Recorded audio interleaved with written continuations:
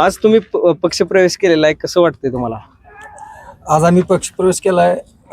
हा पक्षप्रवेश करण्यामागचं एक कारण आहे. याच्या अगोदर आमचे भिंगेवाडीचा मुस्लिम समाज आहे. याच्या अगोदर असा वैयक्तिक असा कोणता पक्ष कोणाचा नव्हता. कसा जे तो ज्याच्या त्याच्या मनानं वागत होता. आता आमच्या यंग पिढीने किंवा घरातले जाणकार माणसांचं सर्वांचं मत एक करून समाज पूर्ण एकवटून की आपल्याला कोणाची तर साथ हवी, एकनिष्ठ राहणं गरजेचं आहे. आणि आम्ही या सर्वांनी विचार केला की एकनिष्ठ राहायचं असेल तर आपल्या तांजीराव पाटील अध्यक्ष यांच्या पक्षापेक्षा इतर कोणताही पक्ष आपल्याला बेटर नाही आहे.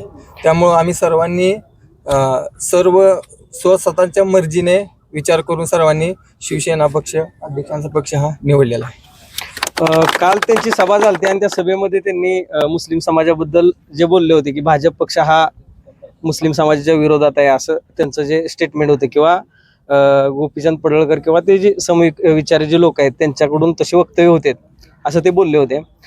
त्या अनुषंगाने ते चर्चेचा धागा धरून तुम्ही इकडे आलाय का, काय वाटतंय? नाही, तसा आम्ही एकतरी समाज वगैरे कुठला समाजाचा हा समाजाचा कोणी मानत नाही आम्ही. कारण की भिंगेवाडीमध्ये राहुलभाई हजारे आहेत, बाळासाहेब हजारे आहेत, हे सर्व आम्ही एक कुटुंब म्हणून वागतोय की आम्ही हिंदू मुस्लिम यापैकी आमचा काही याच्यापेक्षा विचार नाही आहे आमचा तसा काय. आता किती लोक तुम्ही प्रवेश करताय?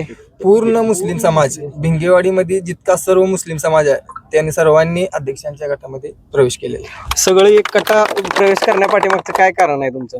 कोणतरी खंबीर नेतृत्व पाहिजे. आम्ही आपल्या आटपाडी शहरामध्ये अध्यक्षांसारखं खंबीर नेतृत्व इतर कोणीही नाहीये.